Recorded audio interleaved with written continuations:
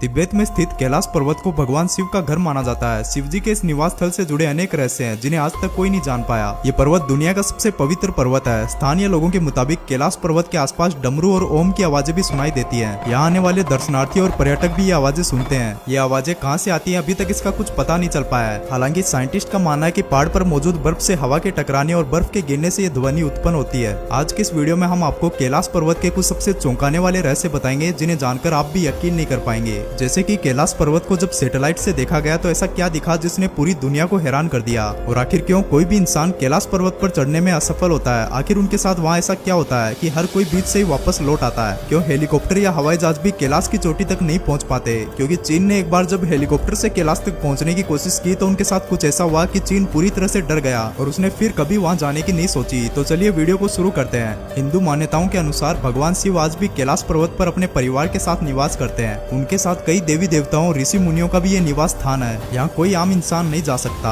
कैलाश पर्वत पर चढ़ने के लिए खास सिद्धि की जरूरत होती है। ऐसा इंसान जिसने कभी पाप ना किया हो वो इस पर्वत पर जिंदा चढ़ सकता है। कई देश के पर्वतारोहियों ने कैलाश पर्वत पर चढ़ने की कोशिश की लेकिन वे नाकाम रहे। एक बार अमेरिका ने इस पर्वत पर रिसर्च करने की सोची। नासा के वैज्ञानिक ये जानना चाहते थे कि आखिर क्या है कैलाश पर्वत में जो आज तक उस पर कोई नहीं चढ़ पाया। आखिर क्यों ना तो उसके ऊपर कोई हेलीकॉप्टर ले जाया जा सकता है और ना ही कोई हवाई जहाज। गूगल अर्थ द्वारा जो फुटेज सामने आई उसने नासा और गूगल के होश उड़ा दिए। उन्होंने सैटेलाइट द्वारा कैलाश पर्वत की जब तस्वीरों को देखा तो वहाँ साक्षात भगवान शिव ध्यान मुद्रा में बैठे हुए दिखाई दे रहे थे। यह सुनने में आपको थोड़ा हैरान कर देने वाला है लेकिन यह सच है। आप इन तस्वीरों में स्पष्ट रूप से देख सकते हैं कि भगवान शिव की तस्वीरें किस तरह से कैलाश पर्वत पर नजर आ रही हैं। आप चाहें तो यह गूगल पर खुद भी जाकर चेक कर सकते हैं। ये साक्षात ईश्वर हैं जो कैलाश पर्वत पर निवास करते हैं। इसमें किसी भी तरह की एडिटिंग नहीं है। अब बात करते हैं कि आखिर क्यों कोई भी इंसान कैलाश पर्वत पर आज तक नहीं चढ़ पाया। आखिर उनके साथ ऐसा क्या होता है। दोस्तों दुनिया की सबसे ऊंची चोटी माउंट एवरेस्ट को अभी तक 7000 से ज्यादा लोग फतेह कर चुके हैं जिसकी ऊंचाई 8848 मीटर है। लेकिन कैलाश पर्वत पर आज तक कोई नहीं चढ़ पाया जबकि इसकी ऊंचाई एवरेस्ट से लगभग 2000 मीटर कम यानी 6638 मीटर ही है। यह अब तक सबके लिए रहस्य ही बना हुआ है। चीन ही नहीं रूस भी कैलाश के आगे अपने घुटने टेक चुका है। साल 2007 में रूसी पर्वतारोही सर्गे सिस्टिकोव ने अपनी टीम के साथ माउंट कैलाश पर चढ़ने की कोशिश की थी। सर्गे ने अपना खुद का अनुभव बताते हुए कहा कि कुछ दूर चढ़ने पर उनकी और पूरी टीम के सर में भयंकर सरदर्द होने लगा। फिर उनके पैरों ने जवाब दे दिया। उनके जबड़े की मांसपेशियां खिंचने लगी और जीभ जम गई। मुंह से आवाज निकलना बंद हो गई। चढ़ते हुए उन्हें महसूस हुआ कि वे इस पर्वत पर चढ़ने लायक नहीं है। उन्होंने फौरन मुड़कर वापस उतरना शुरू कर दिया। तब जाकर उन्हें आराम मिला। कई लोग कहते हैं कि मौसम की वजह से यहाँ पर कोई भी पैर नहीं रख पाया है। कई लोग यह दावा करते हैं कि यहाँ पर नेविगेशन बहुत मुश्किल है क्योंकि अक्सर यहाँ दिशा भ्रम हो जाता है। कुछ लोग तो यहाँ तक कह डालते हैं कि यहाँ पर स्थित सुपर नेचुरल ताकतें यहाँ की दिशाओं को मोड़ देती है। 1909 में चीन के वैज्ञानिकों ने हेलीकॉप्टर के जरिए भी कैलाश पर उतरने की कोशिश की थी मगर ये कोशिश भी नाकाम रही।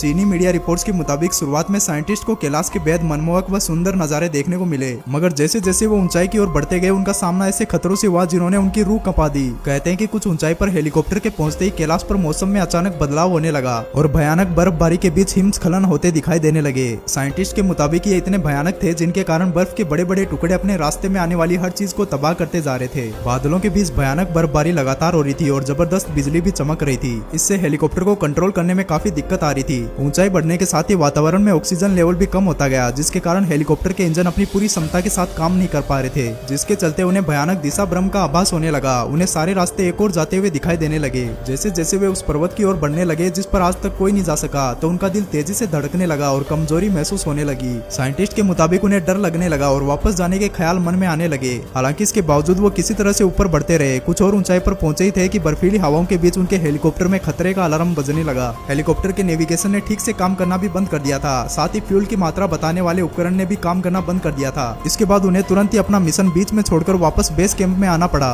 क्योंकि किसी भी वक्त उनका हेलीकॉप्टर क्रैश होने वाला था। इस मिशन के फेल होने के बाद चीन ने कभी भी दोबारा कैलाश पर चढ़ने की कोशिश नहीं की। कहते हैं कि कैलाश की चढ़ाई के मार्ग पर एक ऐसा खास पॉइंट है जहां पहुंचने पर आध्यात्मिक शक्तियां चेतावनी देती है। यहाँ मौसम अचानक बदलने लगता है, वजन काफी ज्यादा बढ़ जाता है और व्यक्ति को बेचैनी होने लगती है। मानो अंदर से कोई कहता है कि यहाँ से चले जाओ। जिन लोगों ने इस चेतावनी को अनसुना किया उनके साथ बुरे अनुभव हुए और कुछ लोग तो रास्ता भटक कर जान गवा बैठे। कैलाश पर्वत पर चढ़ने की आखिरी कोशिश लगभग 21 साल पहले 2001 में की गई थी जब चीन ने स्पेन की एक टीम को कैलाश पर्वत पर चढ़ने की अनुमति दी थी। लेकिन दुनिया भर के लोगों का मानना है कि कैलाश पर्वत एक पवित्र स्थान है इसलिए इस पर किसी को भी चढ़ाई नहीं करने देना चाहिए। जिसके बाद से कैलाश पर्वत की चढ़ाई पर पूरी तरह से रोक लगा दी गई। भारतीय ऋषि मुनि नहीं बल्कि तिब्बत के धार्मिक गुरुओं का भी ऐसा मानना है कि यदि कैलाश मानसरोवर की 3 अथवा 13 परिक्रमा की जाए तो उस व्यक्ति को रोग शोक और भय से मुक्ति मिलती है और उसके पापों का नाश हो जाता है। साथ ही ऐसा माना जाता है कि कैलाश मानसरोवर की 108 बार परिक्रमा करने से मनुष्य सांसारिक बंधनों से मुक्त हो जाता है और मोक्ष को प्राप्त करता है। आपको बता दें कि कैलाश मानसरोवर का परिक्रमा पथ करीबन 40 किलोमीटर का है। दोस्तों, अगर आप भी भगवान शिव के भक्त हैं तो कमेंट में हर हर महादेव जरूर लिखिएगा। साथ ही चैनल को सब्सक्राइब कर बेल आइकॉन ऑन कर लीजिएगा।